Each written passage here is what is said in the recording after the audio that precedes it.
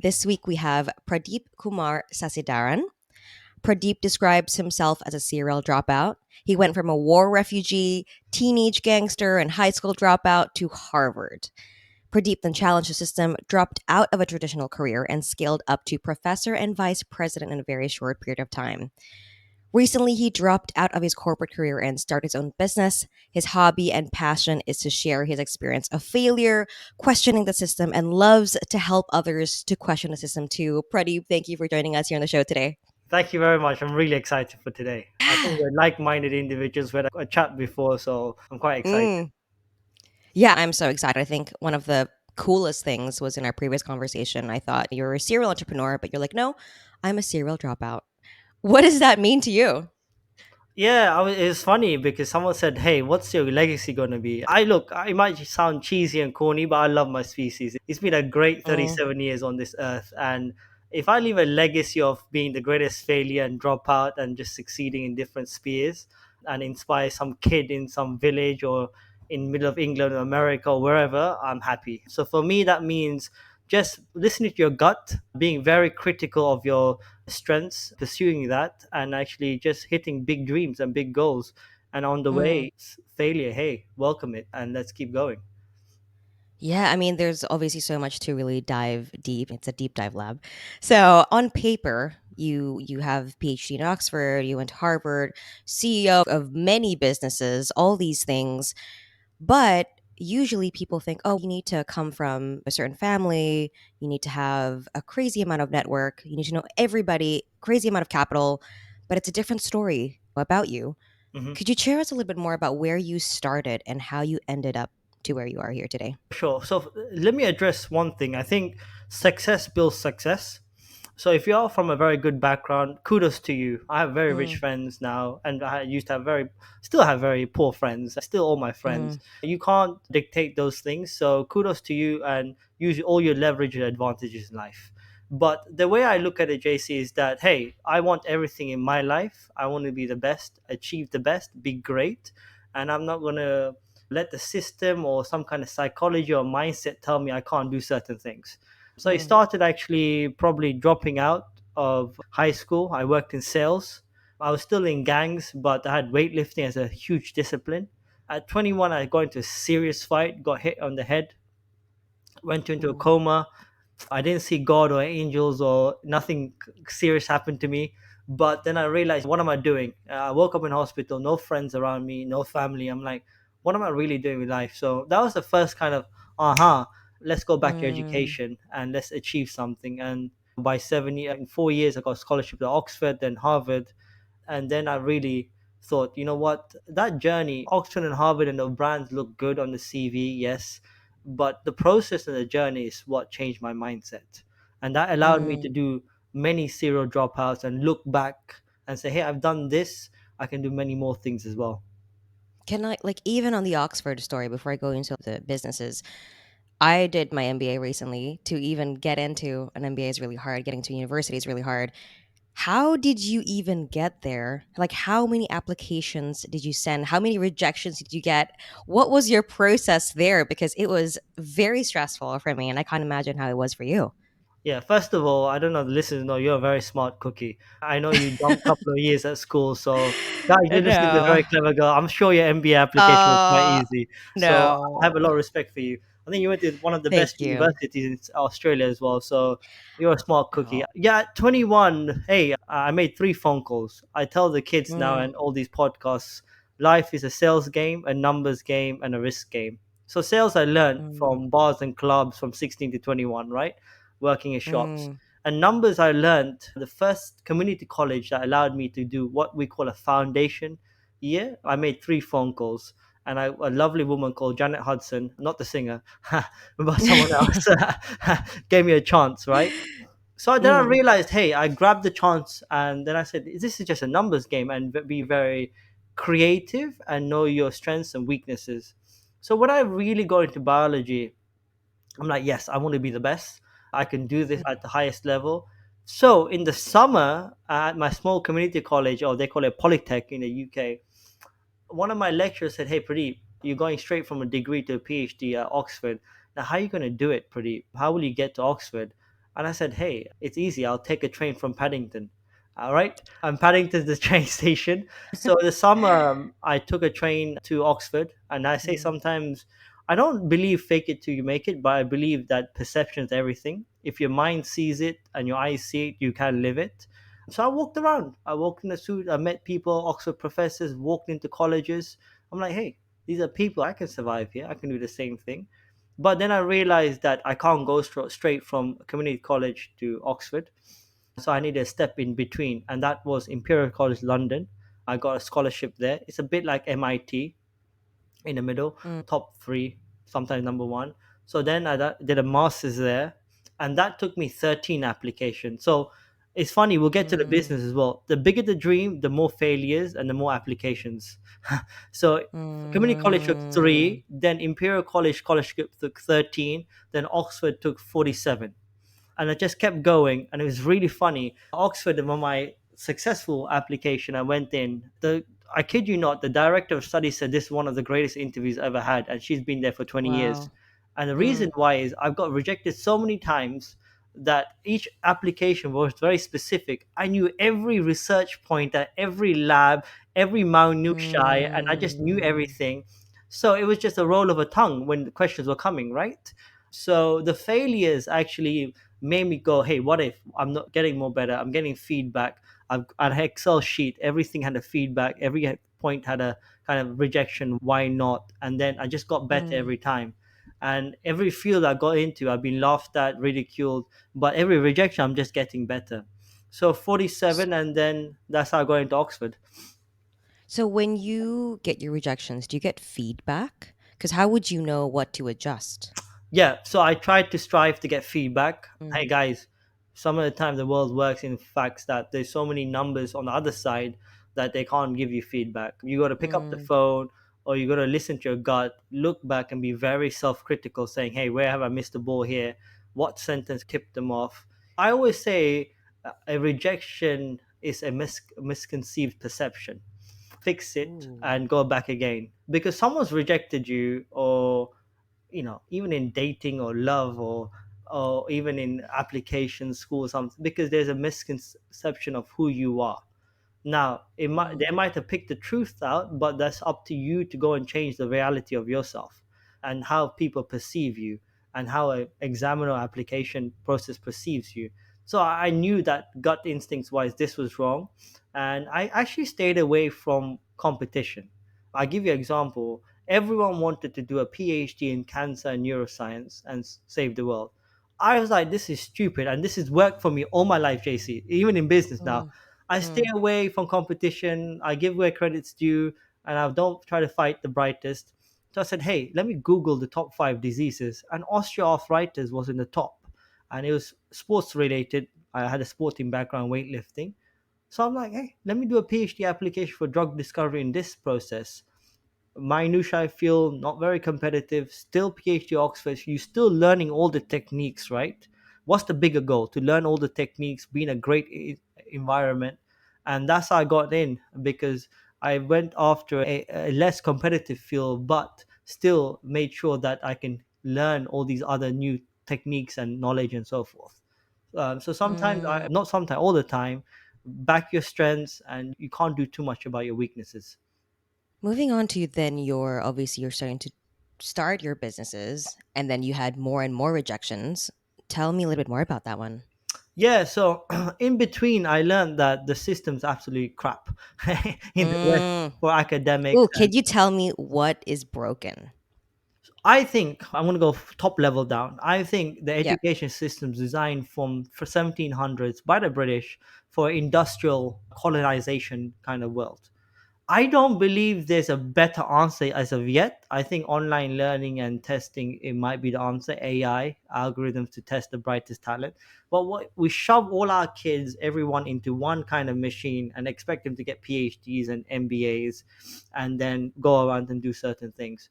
And we need all sorts of individuals, but sometimes the cracks in the system miss the singularly focused people who can do one thing very well, or people who can do several things very well, but they're not at the top of their craft or in terms of grades and so forth. And you can't measure ambition, you can't measure Mm. heart and drive and hunger. You need that kind of mindset with talent, and those have to meet, absolutely. But the system's broken there. And what happens is, if you've gone through the system, I'll give you an example why I dropped out of the academia and the traditional Western system. You have professors in their 60s who are the brightest, a couple who actually win a Nobel Prize. I told them, hey, I need 300 million for 3 ideas for drugs. They're like, go away, kid, you're 27. But I backed Mm. myself in the data. I was going by data, right? The facts.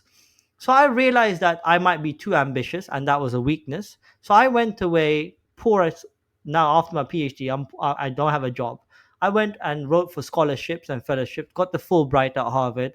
Got the EMBO at fellowship. It's a science fellowship at Sorbonne in Paris, and then got a Daniel Turn at the Hebrew University. So I went on to do three of the best universities to learn one technique. Came back, still 28. I said, hey, here, where's my 300 million? They're like, it doesn't work like this. Then I realized that this system is broken, and I'm not waiting until 40 to discover drugs for my species. It's silly, and then it Mm. might take 20 years. So I said, how can I fix this? Because now I realize the leaders and the professors and everyone, they're in the system itself, and they're going through it. So they look back saying, hey, I went through this. This is the system. You have to go through this. But I Yeah. want to be disruptive. I want to be in a position where I say, hey, there's a young kid who's 14, who there's no ego here in Pradeep. He's better than me. Give him the money one day if I have it. Go change the world, kid, because you got probably 50 years on us, and you're bright enough to do it, right? At a young age. So this is where I realized, again, numbers game, and I made 272 phone calls. See, now the ambition's Wow. bigger. And then one guy picked up in China. I went to China, led an academic lab, published all three papers of those drugs that they said it will take 30 years in the West in 18 months. So I dropped out of Mm. the traditional academic system in the West, became associate professor, and then I got the opportunity from someone to become vice president of business development, and Mm. then I went to the business world. So in that period, I learned that the system is very fixed in terms of finance, banking, jobs, careers, and so forth. Now, I'm not anti-revolution or anything, but really, you need to be disruptive in certain elements, I feel, to really succeed. And if you look back at successful people, not historic or anything, just normal successful people, they've jumped a couple of steps somewhere. I might be Mm. talking to someone now, right now. You jump a couple of years at school, you've done it early, and that's very good. And that gives you more time to do certain Mm. things quicker. Yeah, so many questions there because I think even first of all with the rejection piece, because that's one of my personal weakness. I know if I get rejected enough times, I start believing it. I'm like, oh, maybe I am not good enough. And so what you mentioned about that perception part, I love that. When you do it 200 times, how do you know that you have the right answer? And you're like, no, it just needs the right person. Yeah, it's always what if. What if? And if you have a singular focused dream and you know you can execute, you almost start living that. And this sounds spiritual, whatever you call it. But I have mantras and affirmations in the morning. I say, hey, I say, these are my mantras, affirmations. I wake up in the morning, have some coffee, put some music. I literally walk around for half an hour, pump myself up. And sometimes I perceive and live the reality of my goals. If it's a business meeting, I'm negotiating the business meeting early in the morning to myself. If it's a higher goal, a speech or a podcast, I'm rehearsing that. If it's something winning a prize, I'm rehearsing that, and the mind sees it. And so those rejections, every time I get rejected, I was learning something. Then I used to practice saying, hey, I've learned this new thing, how am I going to incorporate it in the next interview or next application? So I used to practice that, and I get better and better. And sometimes it's about saying, hey, where in the world, or where in the kind of sphere of all things, business, finance, whatever, where can this dream and this tunnel kind of vision fit in? And you got to execute in that manner, because Mm. some of the times you're restricted by geography, by family, by friends, by kids. So you really need to work out where you can actually fit in and get those dreams and goals executed. So that's very Mm. important. And for me, that was China. Can I also drill down on the specifications of what you do in these 200 calls? And obviously, I'm asking again, it's probably like a selfish question because I'm also curious. Yeah, sure. What do you do? How do you call? Who do you even start? Like, the world is so massive. Yeah, where do you even start? 272. So that those applications, I've started by saying, hey, I need the associate professor job with this kind of Mm, budget to start off with. So what am I doing? So I just go to career websites, job websites, start applying. Just start applying. Just keep doing it. mm. People say risk equals reward. I think that's a misconceived quote. I say risk plus speed equals reward plus confidence. If you execute the risk at speed, Ooh. if you execute the risk at speed, you get the rewards, but you get more confidence. And the equal sign, I think, is a equilibrium sign for failure as well, because the reward comes with a lot of failure, and you get confidence to keep going and going.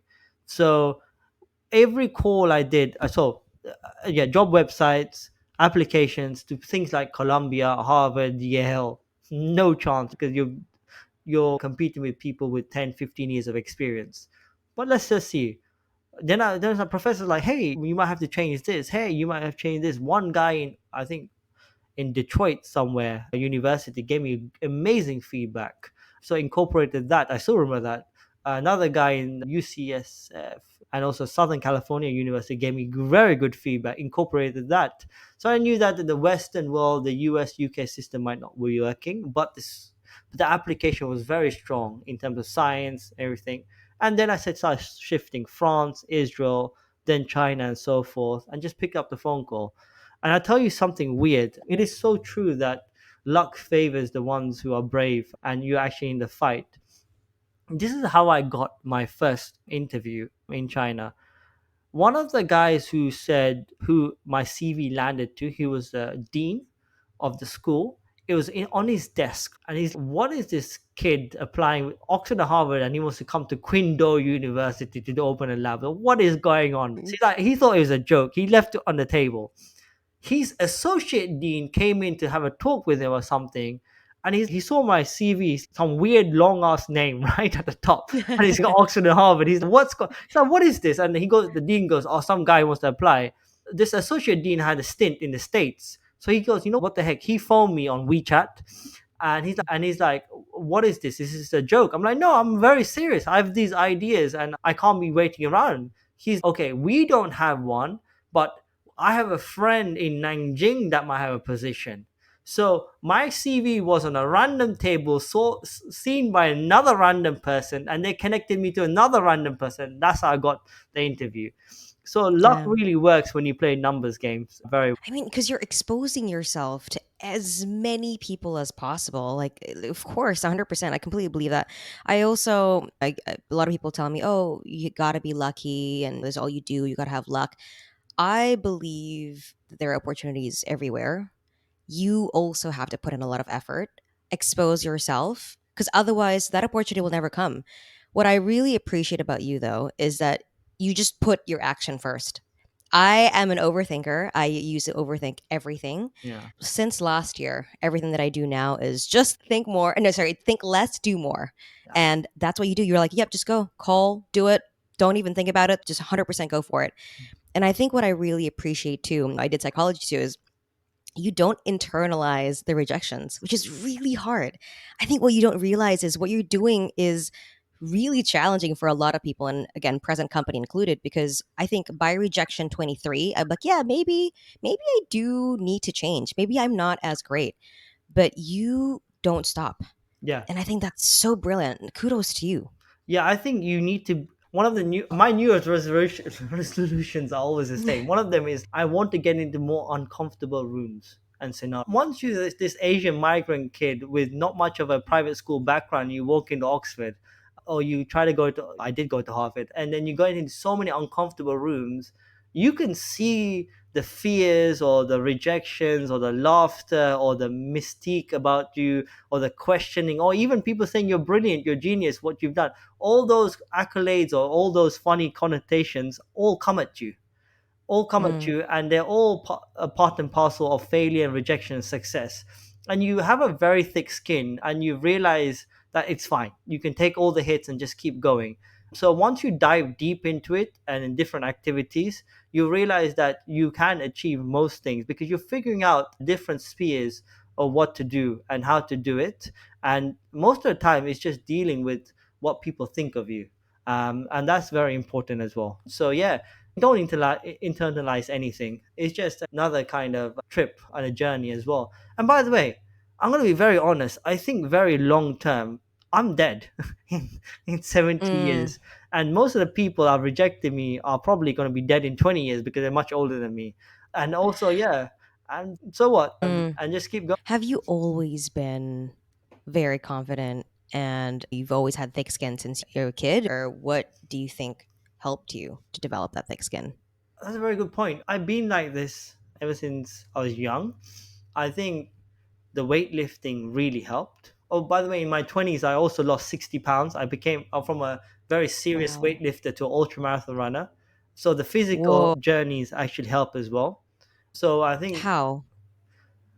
it when you put yourself through pain in the morning, when you get up and do a routine, just like doing a bed, then having a run, or going to the gym and completing a set, even if you're tired, and you write the goal down at 80% of one rep max or whatever 80%, you've ticked it. You're like, okay, I've done it, and your mind's like thinking, hey, it's really hard.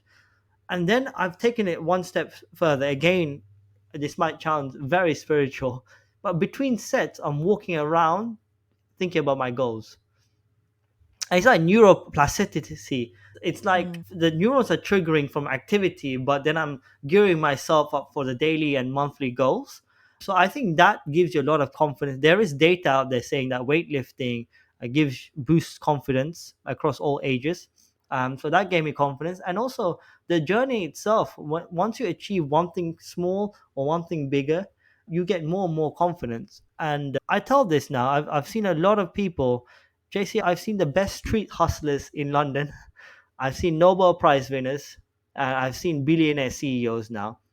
And they all have, number one, a big risk appetite.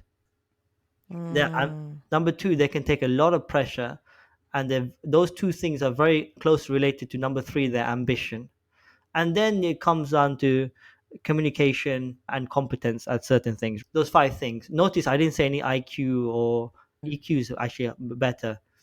But mm, I feel that also all those top people I've seen, and including the way I think as well, your goals are directly proportioned to your self-esteem and mm, self-confidence. So if you work on those things, get rejected enough, your confidence builds up, and then your goals get bigger as well. Because you got to mm. believe you can be president, you got to believe you can be CEO, you got to believe you can win that gold medal, and that's the number one hurdle you get across, and then that comes through as well. So coming Mm. back to your questions, I think it comes down to sports discipline, and also just getting in there and doing things and failing and achieving big, and that gives you confidence to say, hey, the world can laugh at me or reject me, and I can just go and win anyway. Do you think if you had a different exposure when you were younger, you would have turned out differently? No, this is a great question, and I answered this in this manner, and everyone's, oh yeah, yes, I'm a war refugee. Yes, my family lost all their assets. Yes, it's been hard from the start. If you think about the world, right? I don't know what percentage, but a huge percentage of this world lives less than $1, right? So if this whole Hollywood script of, oh, if you come from a hard background, you will win and succeed, right? That means the whole world will be winning and succeeding, a most majority of it. So the end numbers and the data don't match up. And then the people say it's up to your opportunity and luck. But if you look at the US and UK, there's a lot of poverty around in brackets. So those people should be changing the world or changing their country. That doesn't happen as well. So I think it's highly individualized in terms of dreams and ambitions and so forth, and it comes down to the individual and what they actually yearn for. When I'm running an ultra marathon, marathon, and it's 40 kilometers, I'm not thinking about the suffering I had as a kid. I wanted to finish 2 more kilometers to finish the goal, right? When it's an Mhm. exam, I'm not thinking about, hey, if I do this exam, I can buy my mom this. I'm like, no, it's a deadline. I need to get this essay done, squeeze 2,000 words in, cut this word out, and win it. When it's a business deal, I'm not thinking about certain childhood traumas. So I'm not sure if that kind of logic matches, but I think the goals and hardship and rejections actually make you better. And this also goes to the other side where, people who are rich or wealthy come from good backgrounds. Those who come, for example, a line of doctors and they want to go and be a lawyer, it's hard for them as well. So if you do something different, I think that the confidence comes. And I'm not very keen on looking at my background and what I come from, because I think if you do, then you identify, and the identity and the ego suppresses, and then you limit yourself. I'm also curious too, before I should go into like the futures. This is really interesting to me. I'm really curious because about exposure. So I do know a few people personally, and they've had really challenging childhoods. They had a very rough time, but they weren't exposed to what could have been great. And so they're stuck in that cycle. And oftentimes, you do need someone to either expose you to this world or to take you out of the cycle and say, hey, it is possible to live better. And I think for them, and they're incredible now, they're doing really well, but they've only been exposed to this world very recently. And even then, it was through this chance, all these things. And he told me, I just never knew that I personally, through this life, I could achieve what I achieve now. So with you, you just completely broke that system very early on. What made you, or what exposed you to this other world of, hey, I can actually do all this thing? Myself. Mm, Myself. I love my parents, but they don't know what they don't know. I cut all my friends out. So I only have two good friends I talk to every day. mm, So you don't know what you don't know. And that guy or person you just talked about, they're right. So I said, hey, what don't I know? Right? How can I expose myself? So the example of going to Oxford. Even at Oxford, I remember the postdocs and others saying, hey, if you go to Harvard, there's some really hardworking Chinese people in the lab. Harvard's full of them. I'm like, they work hard because they know I work hard, right? So I literally, JC, I saved my scholarship money out, took a flight to Boston. Again, I'd done the kind of exposure idea. And I landed and I said to myself, hey, I went to live in a hostel. I went to a conference. I'm like, hey, these are normal people. They work normal hours and yeah, they eat the same thing. They put the trousers on the same way. I'm coming out here. And that was a game changer. Then again, in China, exposing myself to big numbers. If I'm used to 10 or 100 or 100,000 budget. Now I had a 400 million budget. Now we're looking at revenue that might be over a billion. The kid from Northwest London, it's just one number but with more zeros. That's how I internalize it. I was now exposed to private jets to go into deals, not because of luxury or chauffeurs, because we needed to save the time to do the deals and get in and get out. So now I mm, know how to be acting responsible. Now I know how money and finance and banking and business works at different levels. Now I know how Oxford Harvard works because I exposed myself. Then I realized there's so much more to learn. I'm going to keep exposing myself. So, yes, I do. When I was young, I didn't have means, but I found some means to expose myself to a better lifestyle because I knew that no one was going to come. And once you do it yeah. once, you go and do it again. I think it's Steve Harvey who said, hey, why don't you not fly coach and go first? I think, Mm, and see how it is, right? Because once you do it, you find a way to go first all the time. And it sounds mm, crazy. If you expand your dreams, you'll find a way to make the money or make it possible. But you mm-hmm, need to want it, and you need to want it for yourself and ones around you, and say, why not me? Why can't I mm, do this in my lifetime? Why can't I be the best? And I think it's extremely selfish for people to leave it up to their kids and grandkids. Yes, I want the best for my kids. I don't have any kids at the moment. Yes, I want the best, but I want them to choose their destiny. But I want to set the bar high for myself. I want the credentials of Oxford, Harvard, a billionaire or a trillionaire, whatnot, all my visions and the company. So I want to do it in my lifetime and let them do what they want to do. I think it's very important that as an individual, you expose yourself to as many things as possible, and at the high level and at the low level travel, but at the high level, because the world lives at different ways and money works in different ways, and the more you can expose yourself, the better. And sometimes you just can't wait for a person or a mentor or a scholarship opportunity or exchange program. If you're a kid listening, sometimes you just have to go to the Rolls Royce dealer and Mm, go to a very expensive shop. You don't have to buy anything, but see that there are people buying it, and you're going to ask yourself, how are they doing this? Money is not mhm. everything, but it does help a lot. So go to Oxford, go to Harvard, go to the top university in your country and say, hey, how did you get here? What did you do to the students? And mostly you help, or once you do it, then your mind finds a way to seek it and execute to get it. Yeah, and I kind of want to break that down as well for listeners out there. I think this is really cool. You're designing your environment. So what you're doing is you're not when I say expose, people think, oh, just go online, apply all. You literally physically go to these locations.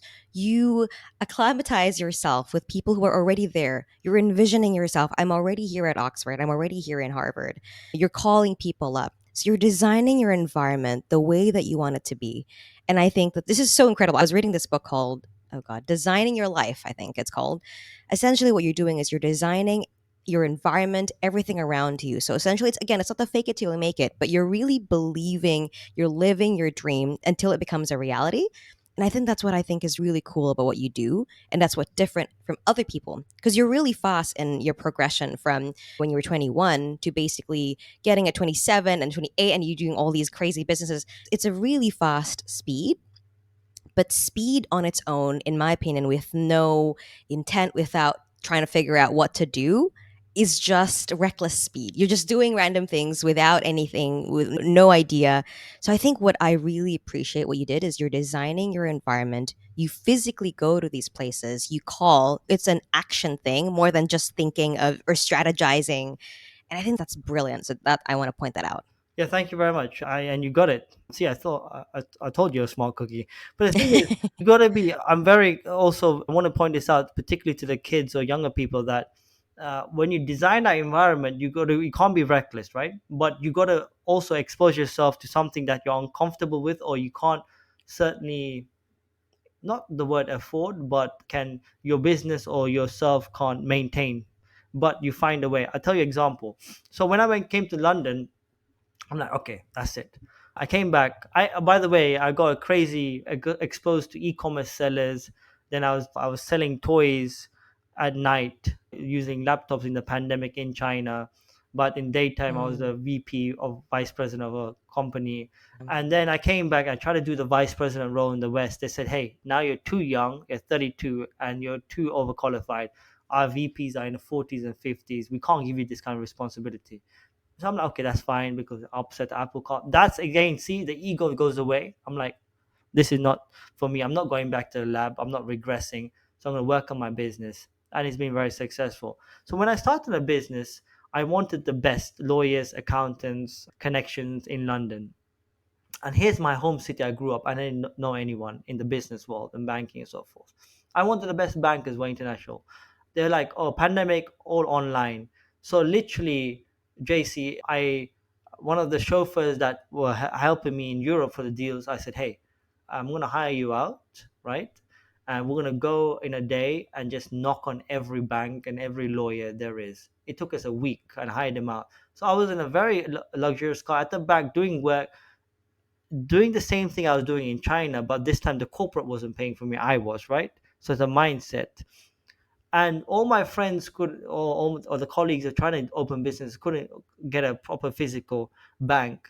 We got HSBC in Belgravia, one of the best areas in London. We've got some of the best lawyers internationally now working for a kid from Northwest London, accountants as well, some of the best now, some of the best merger acquisition specialist lawyers in the field, all because I exposed myself to an environment in that car, going around London every single hour having a meeting. And by the way, I walked into these meetings on Eventbrite. I don't know if you guys have Eventbrite or We do. I scheduled free meetings every single day. And I walked in Mm. there and just networked every single day to grow my business network. Mm. And coming back to this, materializing your dreams, right? There's a high net individual event, and there's another event called high net individual services. So I realized that it's better for me to go to high. I did once the high net individual event, but then I went to the high net services event. So these are all services like private jets, cleaners, lawyers, security forces that serve high net individuals. I started getting to know all these services and knowing them. And they had so much valuable knowledge and how the system works and how to, from lawyers to security services. And they became my friends. And I learned how a world of business works at a high net individual level that I was only partially exposed in China. So if you're not in an environment, you're going to make it. And you just have to go and set your mind to do it and do it incrementally as well. So I also now Mayfair is a very good place. Berkeley Square is like a very central place for PE firms, VCs, and high luxury kind of services as well. I just got an office there. So I didn't want to do it first. I waited 2 years and now I just got an office in a very nice place there, right? Again, before that, I actually went visiting properties around there for offices and exposed myself, saying, hey, where's the window side? I can sit and look over a Berkeley Square, Mayfair, and say, hey, look how I made it. And eventually, I didn't sign up for it, but I got it in 2 years' time because I waited to have enough revenue. So you got expose yourself and then keep visualizing that and then execute when you can. And that's very important Mm. because if you don't see it, I really believe you can't live it. Your mind has to see it. There's a very famous saying, it's not my quote, I wish it was. It says, the most dangerous men and women on this earth are the ones who dream with their eyes open. Yeah, I really Ooh, like that. Yeah. I like that. Yeah, you could steal that one. Yeah, I can't. It's too late now. I said it's not mine. Yeah, yeah. Okay, so now we're going towards the end, anyways. But I actually wanted to very quickly cover on risk. So early on, you mentioned about risk appetite. And again, so I kind of work in data analytics. So we're going to be a very different fields everywhere. I have been exposed to a lot of people who I believe are really great. And as you mentioned about risk, they're risky, they're ready to just go, they're not really afraid of failing with quote unquote. But I do see this some population of them who are just very risky, like recklessly risky. And what I mean by that is they just take the risk for the sake of it. So I'm curious to hear, what do you mean, or how do you even see risk in a way that, okay, I'm here to take risk and I'm not being reckless? Because, for example, I'll bet all of my savings on, let's say, a Bitcoin or stuff like that. And in his mind, that's risky, high risk, high reward. So I can tell by your facial expression, don't do that. But I'm curious to see, how do you do this in a smart way or in a strategic way, or at least how do you approach risk? Okay, cool. So I'm going to give you my top level philosophy. I'm going to break it down, right? I believe life is all about getting in a position so you can take bigger risks.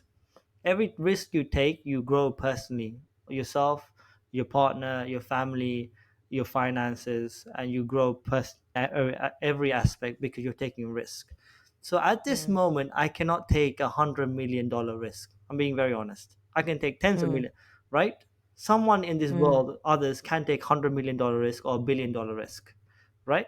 Can I take this risk strategically to grow as a person, as a company, so I can take more bigger risks? I think life is about getting better so you can take more risks. And that's something I'm going to mm, throw a spanner because I think that's how you grow as a person. Now, to view those risks, you got to put those in a very strategic, practical, what I call a container or matrix, right? Here's my goal. I want to have a company that is one of the best conglomerates in the world with all these different verticals and companies. How do I execute that every day? And what company do I buy or what brand do I launch? And where's the risk at? You got to do enough analysis, but that saying is you can't paralysis by analysis. And the more educated you are, PhD levels, MBA, you look at his numbers and you get paralyzed. So you gotta. mm, I always say there's a street hustler and there's the Oxford Harvard Pradeep, and they're always fighting, right? Usually, most of the time, the street hustler wins in business. I listen to that side.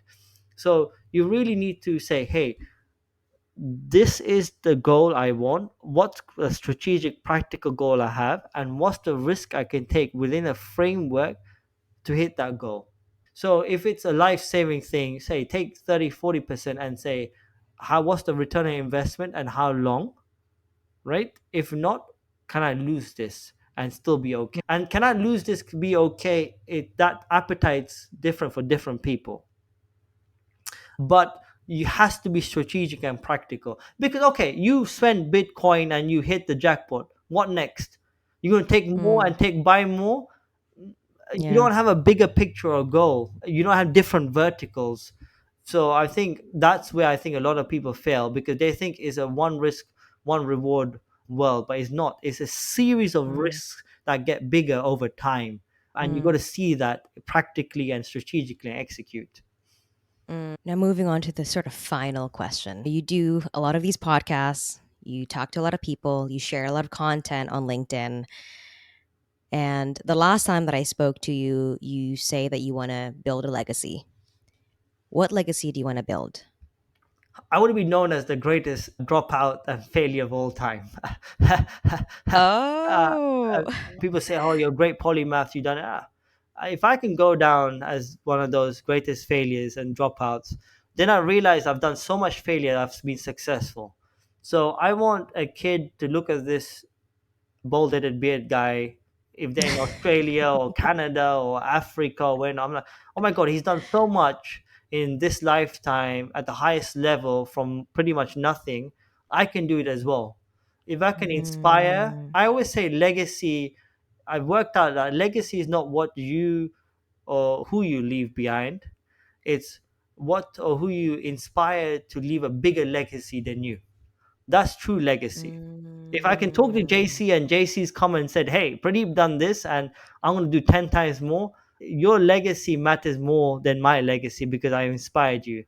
So if I can inspire someone, because there are highly talented people, I do believe the world's full of Newtons and Einsteins and sportsmen and so forth, but the system and their society has told them no. If I can say, hey, this guy who's probably not smart as me or talented, we can do this, I'm going to go and do it. If I inspire that kind of thinking, I'm more happy. And that's very important for me to mm, share the content, wisdom, and knowledge and the journey as well, because it's being mm. unique. And I truly believe there's some special people out there, but they just need the push in the right direction. I mean, that's so inspiring. I've been so present in this whole conversation. I'm like, yes, 100%. I'm so inspired. Thank you so much for joining us here on the show. This has been such a great conversation. I really have learned a lot about you, and thank you for diving deep into your journey, your stories. I'm sure it'll inspire some random person in Australia, in Canada, in anywhere, whoever listeners, wherever they are. I'm happy and congratulations on your success. I think you and I can talk for ages. We can Oh go back yeah. again for another podcast soon. But yeah, Oh, I would congratulations on love your to. success and thank you for the time. Thank you. It's been wonderful. And if any of your listeners want help, I'm on LinkedIn. I'm here to help and serve. I'll try to help as much as I can. Thank you. Yes, all of his links will be in the description as well. So anybody want to reach out to Pradeep, it's all there. Cool. Thank you Thank for you. joining us here. See you Yeah. soon.